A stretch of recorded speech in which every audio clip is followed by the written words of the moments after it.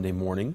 The city of Davenport has played a significant role in African American history, one that dates back to the early 1800s. The challenge is uncovering that history, as much of it has been erased. This morning, we discovered the hidden history of the Quad Cities. Hidden along the streets we now know as downtown Davenport lies a small sign that reads, "Home of a Surgeon and His Famous Slave." Dred Scott was born as a slave, but later filed a lawsuit for his freedom. And in the years before that lawsuit, he called Davenport home. Iowa was ahead of the curve in many respects. When it came to rights for blacks, the great proportion of the Germans who came here were anti-slavery. John Emerson was a post surgeon on Fort Armstrong, now called the Rock Island Arsenal. He purchased Scott as a slave and personal servant. So he would have been reasonably well treated, though the attitudes were supportive and helped encourage him to bring this case. Scott's lawsuit claimed that because he had traveled and lived in free states, he should be considered a free man. Chief Justice Roger Taney saw things differently. A black man had no rights that a white man was bound to respect.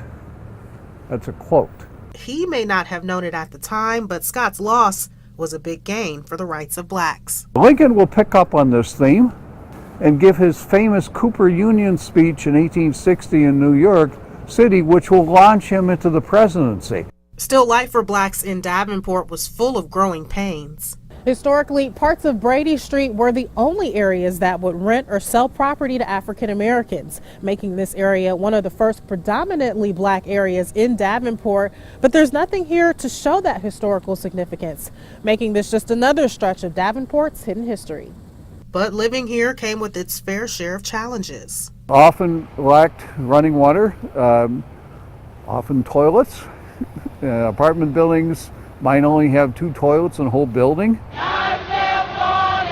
In 1963, people decided to take matters into their own hands. You had the largest civil rights march ever in Iowa's history gather here in the St. Anthony's parking lot. Only 5 days before the now historic march in Washington, D.C.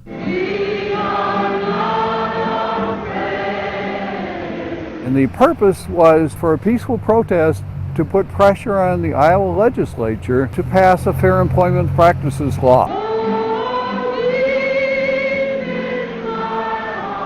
1 year before the Civil Rights Act of 1964, which accomplished that and more.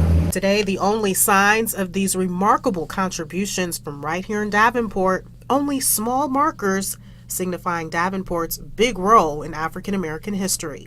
Unless people are taught and know, it stays out of sight, out of mind. For Local 4 News with your hidden history, I'm Emily Scarlett.